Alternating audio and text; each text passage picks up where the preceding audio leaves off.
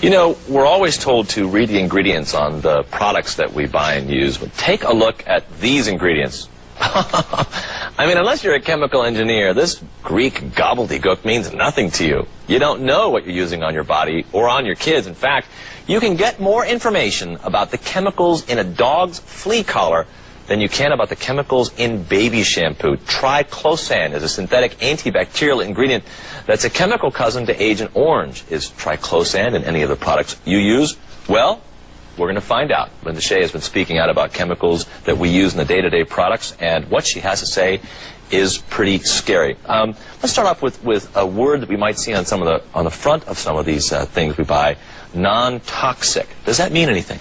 Well, non-toxic, according to the cosmetic industry, means that only 49% of the laboratory animals died in the tests. If 50% or more had died, then it would have been considered toxic.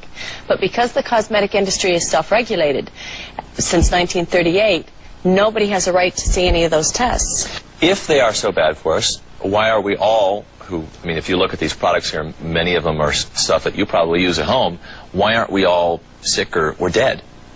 Well, most of America is sick with some chronic fatigue. The immune systems are down. Visually, people have an accelerated aging. Most of our children today have illnesses and problems that they didn't have generations before. So this is one of the contributing factors. It's a chemical conspiracy. One of the things that they're investigating is the antibacterial soaps that we use on kids? Yes, absolutely. Like triclosan, which is in this ingredient here. Triclosan's also in this toothpaste. Well, if triclosan, I mean, that's the one that's the chemical cousin to Agent Orange, how does the federal government let that go in there? Again, because it's self-regulated. The cosmetic industry gets to determine all of its own safety data. Now, triclosan, according to the EPA, is a very serious insecticide-pesticide. It's got long-term effects. It is not biodegradable, so it might be around for 500 years. And as an insecticide-pesticide, it's a hormonal disruptor and may contain dioxin, which is a serious carcinogen.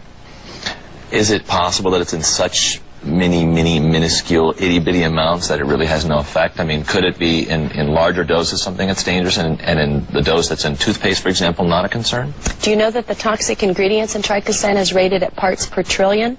And a parts per trillion is 1 drop in 300 Olympic-sized swimming pools. So we're talking about just a very little bit. You're scaring me, girl. And when you brush your teeth, you spit it down the drain, or you wash your hands and it rinses down the drain. Guess where it goes? It goes into your city water. And water is recycled, and you cannot purify at parts per trillion and remove ingredients like triclosan. This is why today men's sterility is dropping, and why women's hormonal systems are being scrambled as well. Discovery Channel 3 weeks ago said it may be that our future generations may be sterile. If they know that this is so bad, then why do the companies that make things like toothpaste put them in there? Well, the people that have patents on these ingredients want to make sure that the public has a very positive view of them. And it's only when Tufts University starts saying that triclosan actually is a potential mutagen, meaning it's going to mutate these bacteria to keep our immune system from being able to fight against it, that information is not made, that information is available to the public. But the cosmetic industry that has the patents on these ingredients, there's a lot of financial profit in many of these ingredients.